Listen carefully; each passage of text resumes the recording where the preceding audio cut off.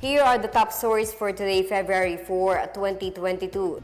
The government sets another massive vaccination drive next week to ramp up inoculation of senior citizens and persons with comorbidities and administer more booster doses. The Health Department and the National Task Force Against COVID-19 are unfazed by the bid asking a court to stop the COVID-19 vaccination drive for kids 5 to 11 years old, which is set to roll out this month. No show in debates. The Commission on Elections is fine with this, but says this act is a red flag for voters keen on knowing their plans for the country. And the country welcomes 2022 with a slower rate of increase in the prices of goods and services as inflation eases to 3% in January.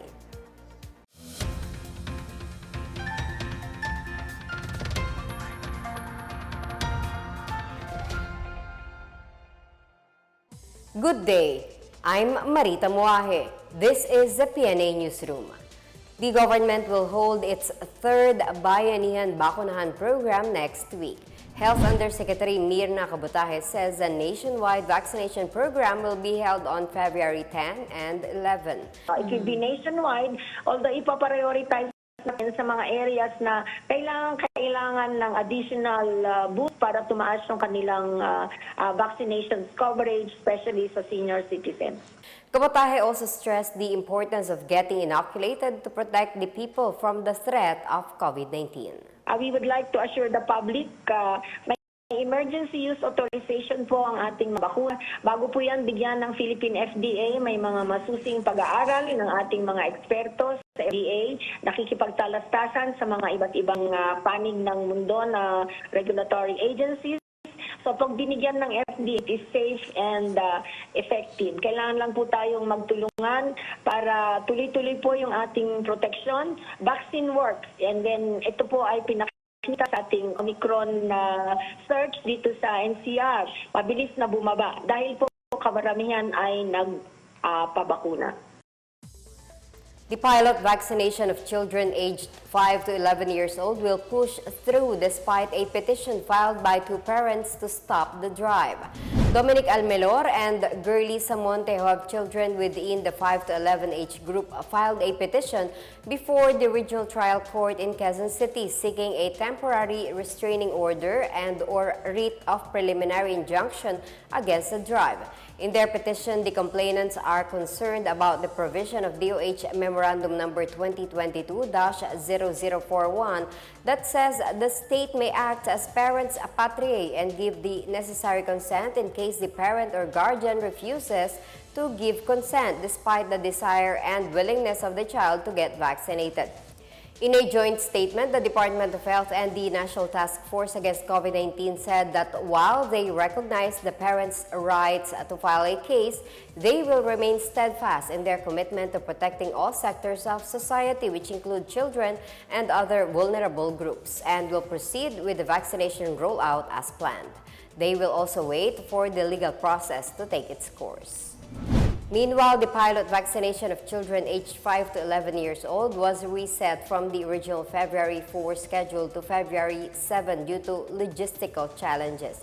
The National Task Force said there is a slight delay in the delivery of the reformulated low-dosing Pfizer-BioNTech COVID-19 vaccines.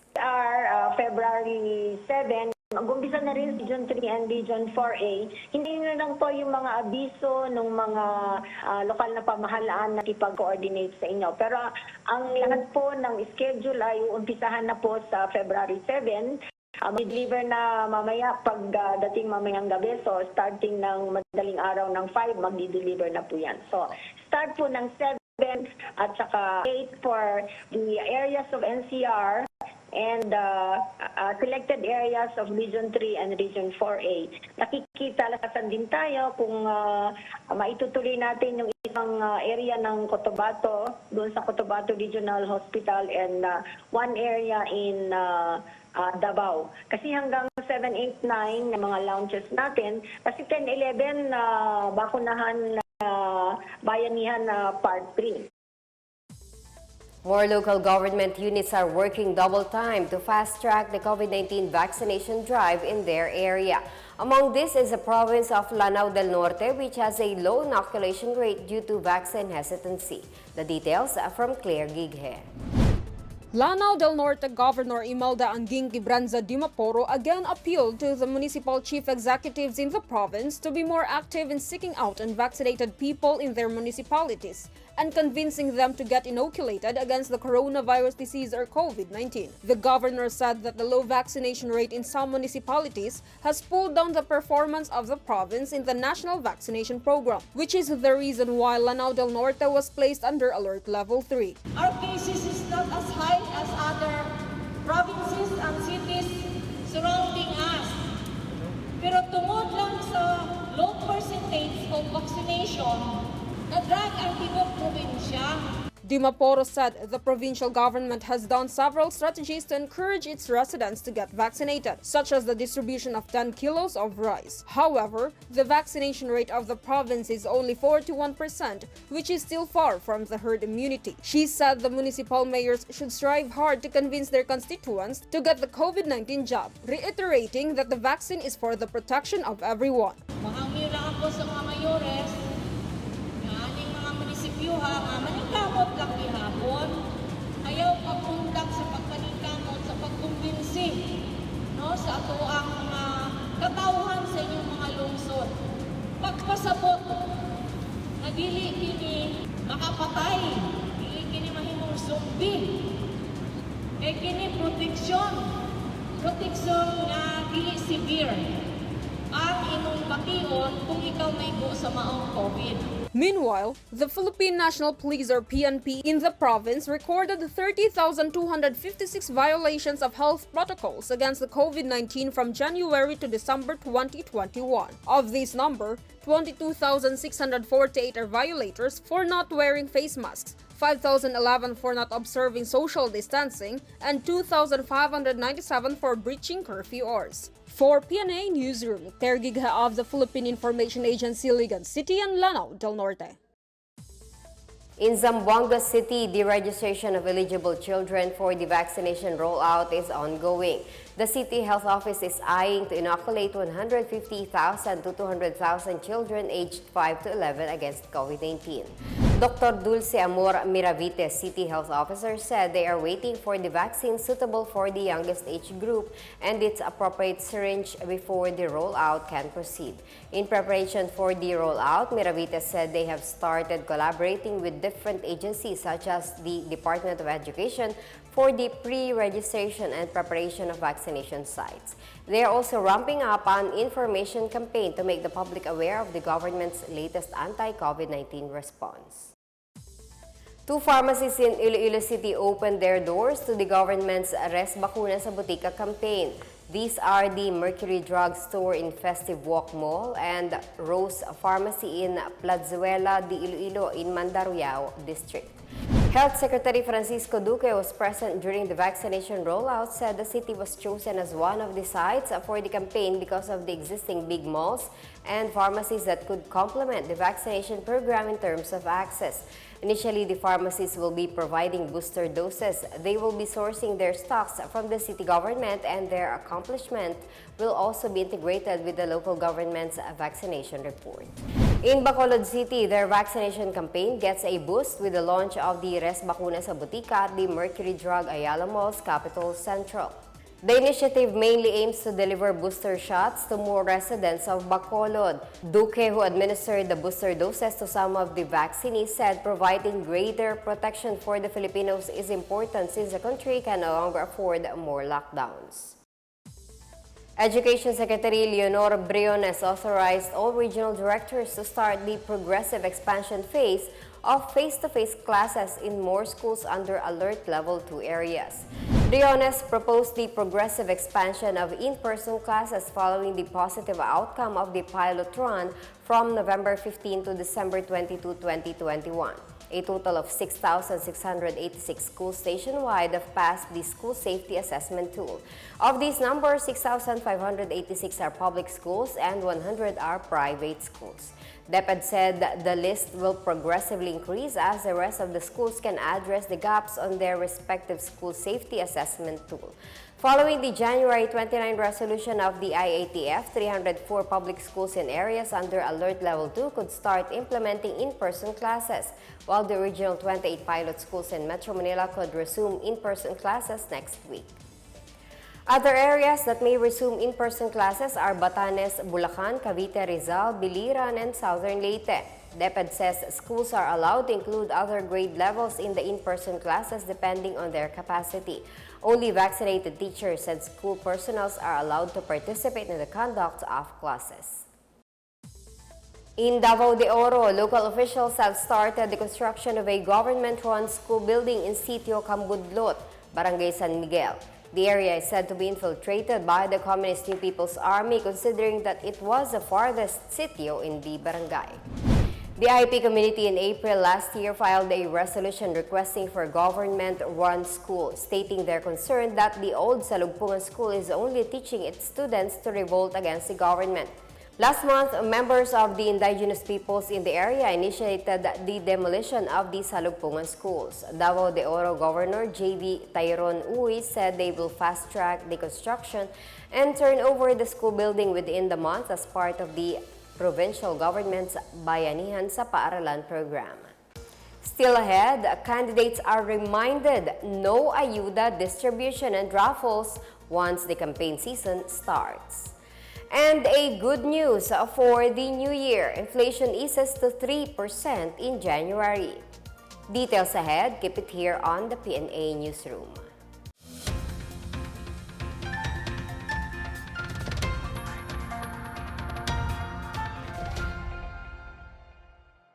Ito ang Fast 5. Mayroon tayong 5 minuto para tanungin ang mga eksperto tungkol sa COVID-19. Hi everyone, I'm Dr. Anna Ong Lim and I'm with the DOH Technical Advisory Group. Anong mga sintomas ng COVID-19 ang pwede i-treat sa bahay? So napakagandang tanong. Ang mga mild symptoms, pinakakaraniwan pa rin siya sa mga nararamdaman ng mga taong nagpa-positive sa COVID-19. Kasama na dito yung lagnat, ubo, sipon, pananakit ng katawan, yung iba nagtatae.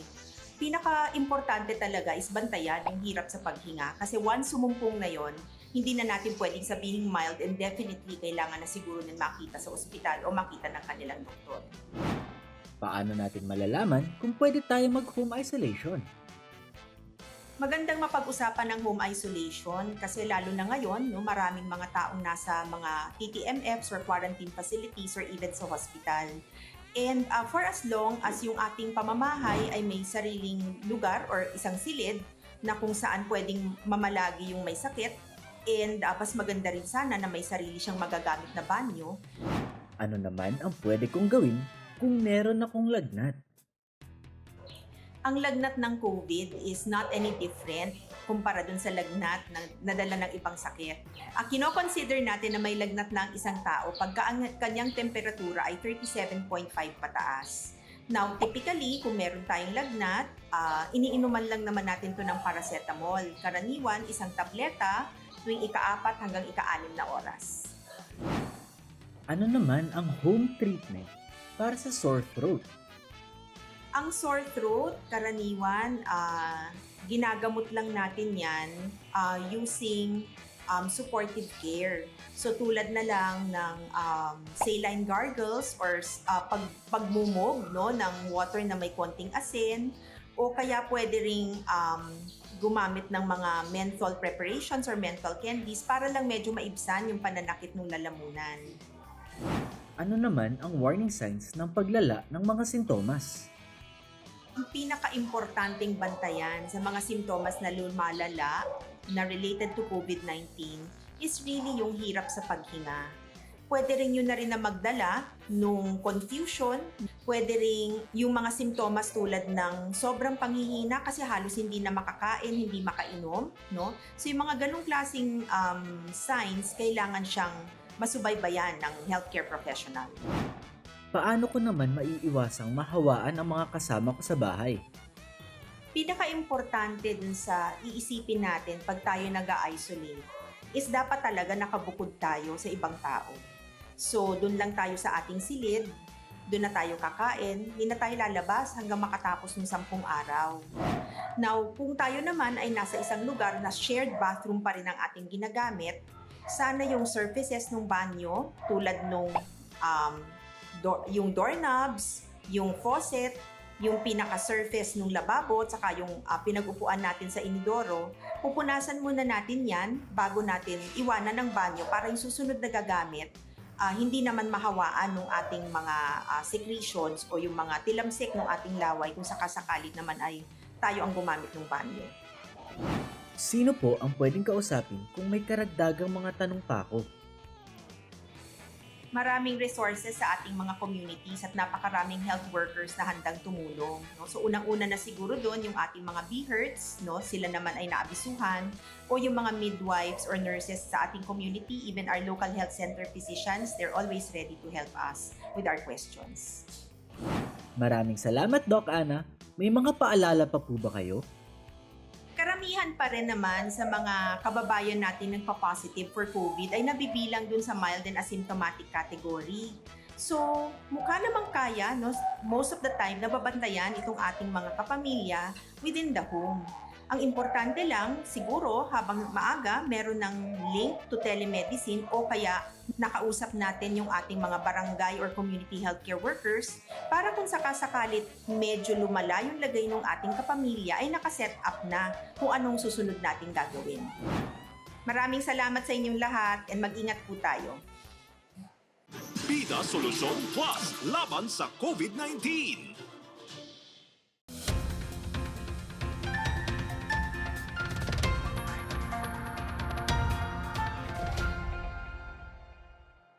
The Commission on Elections is setting the guidelines as the campaign period for those seeking national elective positions officially starts on February 8. The details from Benj Bondok.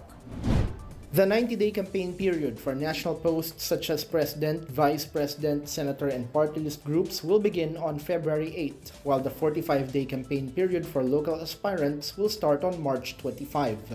COMELEC spokesperson James Jimenez reminds candidates that giving money as a form of ayuda or conducting raffles is prohibited once the campaign period starts.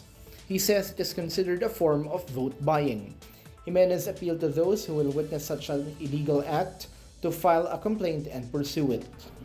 Meanwhile, the Commission on Elections in Bicol reminded candidates to file a written application before conducting face-to-face campaign activities. COMELEC Bicol Regional Director Rafael Olano reminds candidates to submit their application at least 48 hours before their campaign activities to avoid committing poll offenses. He said making phone calls or texting is not considered an official means of asking permission for in-person campaigning pertaining to those who are reaching out to their office via text or phone calls. Also prohibited are taking photos with candidates as well as giving out food and drinks, among others. In Negros Oriental, the COMELEC Regional Office is appealing to the 2 electric cooperatives in the province to restore power in areas hit by Typhoon Odette before the conduct of the national and local elections on May 9. Provincial Election Supervisor Lionel Marco Castellano said this is to ensure the successful conduct of the elections, noting that the local government does not have the capability to procure power generators. The central and northern parts of Negros Oriental were the hardest hit by the typhoon, with several towns and cities left without power to date, almost 2 months after the onslaught of Typhoon Odette on December 16. Some areas have been partially or fully energized, but Castellano said he has not received a report yet on the current status of the other areas that were badly hit by Odette. For the PNA Newsroom, I'm Benj Bondok. Refusal of the candidates to participate in debates will mean a big loss for their supporters and voters.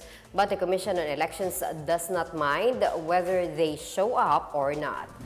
COMELEC spokesperson James Jimenez said voters should see as a red flag the refusal of a candidate to present themselves in public debates.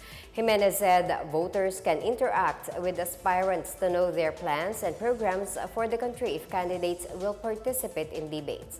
He said what the COMELEC cares about is whether or not the public will have the opportunity to interrogate the candidates on their positions and beliefs, among others. The COMELEC is planning to hold 3 presidential and vice presidential debates, with the first one to be held this month, the second event in March, and the last one in April. They are also looking to stage it one each in Luzon, Visayas, and Mindanao. Jimenez said in the debates, the podium allotted to a particular candidate will be left with their names still on it, even if the aspirant refused to show up. The transition period for the creation of the Department of Migrant Workers is underway after the law creating the new department took effect on Thursday. Foreign Affairs Undersecretary Sara Lu Ariola said the existing agencies involved in OFW affairs will be on a holdover capacity while they wait for the President to appoint a secretary or acting secretary. Ariola said a department order on the use of the actual fund should be ready on March 5. On the other hand, the implementing rules and regulations should be published by April 18. Meantime, a technical working group had been meeting to prepare for the creation of a DMW Transition Committee. Last December, President Rodrigo Duterte signed Republic Act 11641, also known as an act creating the Department of Migrant Workers, to improve coordination among agencies concerned with OFWs. The new department would cover undocumented and documented OFWs and serve as a one-stop shop from pre-employment to reintegration. The Department of Science and Technology is working closely with the Ilocos Norte provincial government to clean up Paway Lake. The DOST is offering a cost-effective technology to solve Paway Lake's E. coli contamination problem. DOST Ilocos Regional Director Armando Ganal introduced a powder called Vigormin, which can reduce the coliform level due to wastewater drainage system and residual solid waste.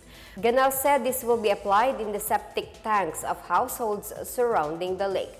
Meanwhile, the provincial government appealed to communities around the lake not to raise livestock and graze animals close by.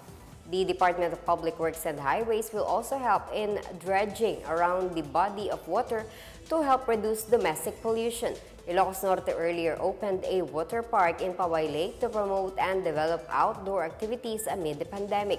However, tests showed that the lake water is highly contaminated with E. coli bacteria and unfit for swimming. In our business news, the State-Owned Development Bank of the Philippines, or DBP, is financing the construction of a lifestyle and commercial mall that will cater to micro, small, and medium enterprises. The DBP approved a 2.5 billion peso credit assistance to Innov Block Development Corporation to finance the construction and completion of the Limcat Kai Podium in Caloocan City. DBP President and Chief Executive Officer Emmanuel Herbosa said the mall is set to develop a Tiangge Center that can accommodate over 1,300 stalls for MSMEs looking for a viable site to cater to the needs of their target market. Aside from boosting the level of commercial activities in Caloocan, the 3-level shopping podium project will provide livelihood opportunities. Herbosa said DBP hopes to help pivot more MSMEs towards strengthened market competence, increased productivity, and improved competitiveness. Inflation in the Philippines hit 3% in January this year, dropping from the 3.6% rate recorded in December 2021. The Philippine Statistics Authority cited the slower movement in the prices of housing, water, electricity, gas, and other fuels as the reason for the slowdown in the inflation rate. Inflation in Metro Manila dropped considerably to 1.3% from 2.1% in December. Earlier, the Bangko Sentral ng Pilipinas projected a 2 to 4% inflation target range for 2022 and 2023.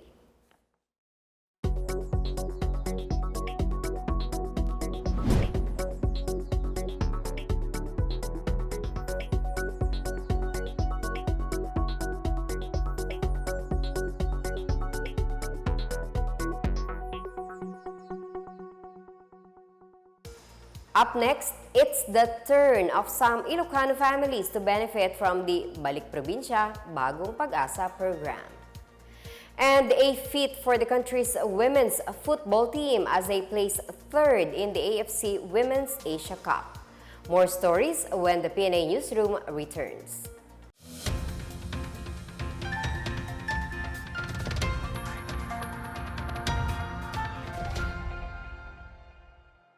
Nais mo bang bumalik at magsimula ng panibagong buhay sa inyong probinsya? May solusyon dyan. Bisitahin ang balikprobinsya.ph upang mag-apply.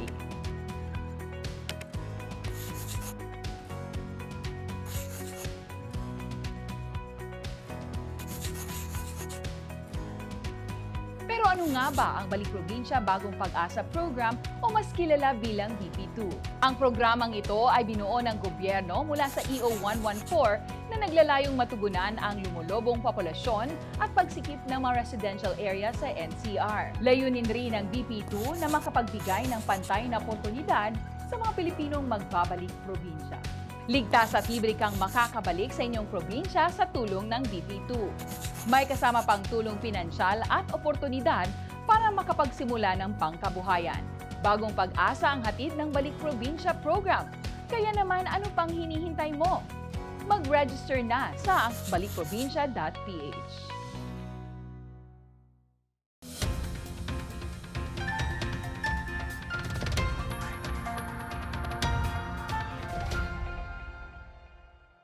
Armed Forces Chief General Andres Centino urged all military units in northern Mindanao to work on defeating the communist insurgency before President Rodrigo Duterte ends his term this June.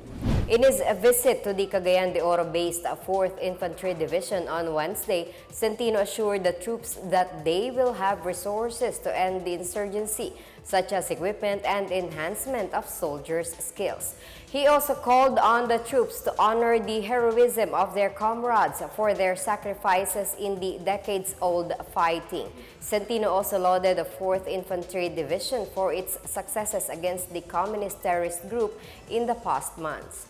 The 4th Infantry Division was responsible for neutralizing high-ranking communist terrorist group personalities in northern Mindanao and Caraga, including the head of the New People's Army National Operations Command, George Caoris Madlos.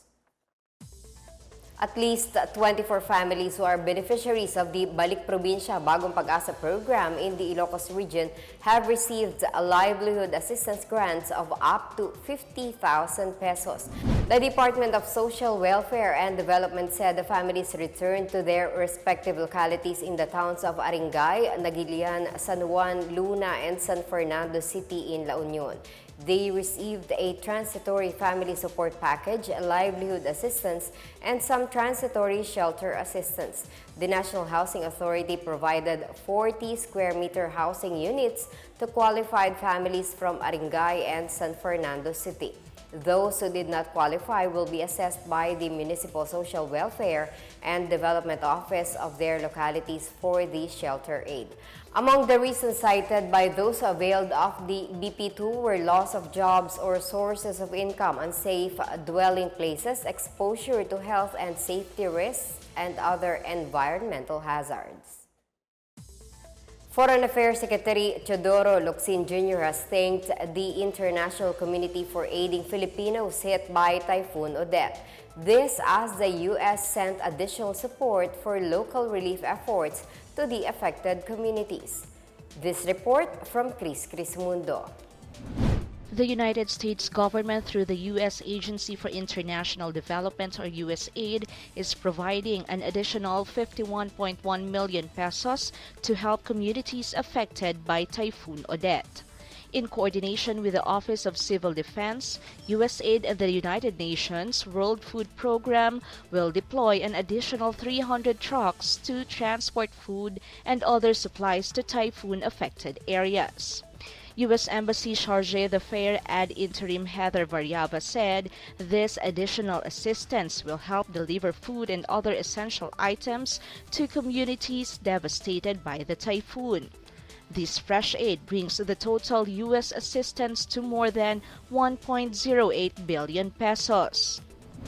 Meanwhile, Foreign Affairs Secretary Teodoro Locsin Jr. extended his gratitude to the international community for aiding Filipino communities hit by Typhoon Odette. To date, the Philippines received cash donations amounting to over 4 billion pesos from international partners.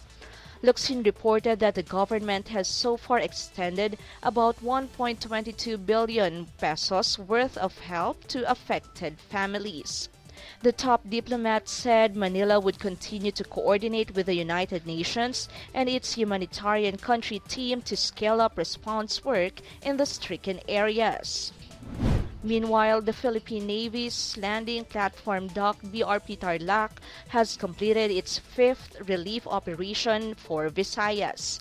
The Naval Forces Central said BRP Tarlac successfully transported and delivered about 370 tons of relief cargoes from different government agencies such as Philippine Navy units and stakeholders for the relief sortie operation on Chinese New Year. The assorted relief goods and cargoes will be sorted out before distribution to the beneficiaries. For the PNA Newsroom, I'm Chris Mundo. To avoid future flooding in Cagayan Valley similar to the devastation brought by Typhoon Ulysses in November 2020, several government agencies signed an agreement to sustain the rehabilitation of the Cagayan River. The task force consists of the Department of Environment and Natural Resources, Office of the Civil Defense, Department of Interior and Local Government, Human Settlements and Urban Development, Trade and Industry, and Public Works and Highways. To stabilize the riverbanks, a total of 585 hectares of land were planted with bamboos and indigenous species in 14 municipalities where the Cagayan River and major tributaries are located. Environment Secretary Roy Semato meanwhile cited the accomplishments of the lead agencies. These are resilient infrastructure for flood control, delineation of hazard-prone areas, relocation of affected families, and construction of evacuation centers, provision of basic needs and services that can be mobilized during typhoons, sustainable livelihood programs, improved land use planning, and enforcement of building code, and intensive watershed management.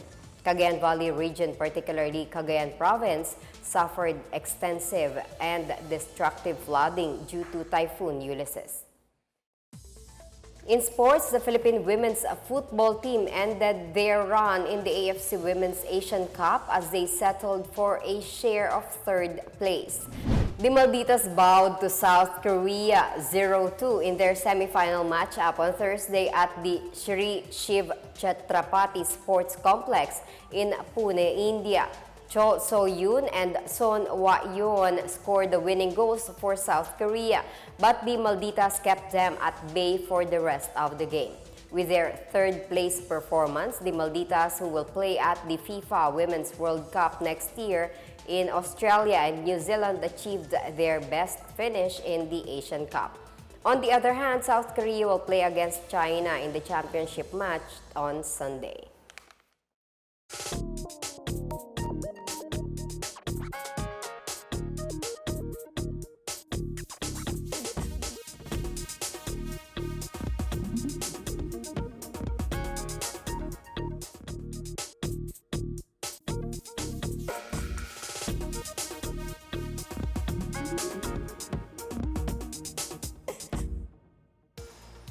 Let's take another look at today's biggest stories.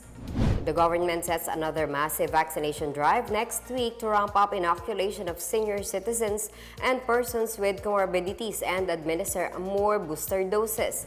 The Health Department and the National Task Force Against COVID-19 are unfazed by the bid asking a court to stop the COVID-19 vaccination drive for kids 5 to 11 years old, which is set to roll out this month. No show in debates, the Commission on Elections is fine with this, but says this act is a red flag for voters keen on knowing their plans for the country. And the country welcomes 2022 with a slower rate of increase in the prices of goods and services as inflation eases to 3% in January. As Filipinos, we all have a vital role to play in preventing the spread of COVID-19. So remember, wear face masks and face shields, wash your hands often, practice safe physical distancing, go out only for essential reasons, and get vaccinated as soon as possible to protect ourselves, our families, and the community. Together, we can beat COVID-19.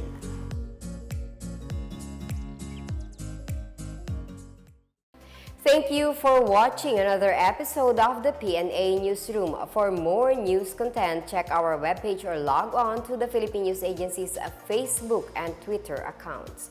For more stories about the government and how it serves Filipinos, look for these hashtags in all of our social media platforms and websites. We are shown on the pages of the PCOO and its attached agencies.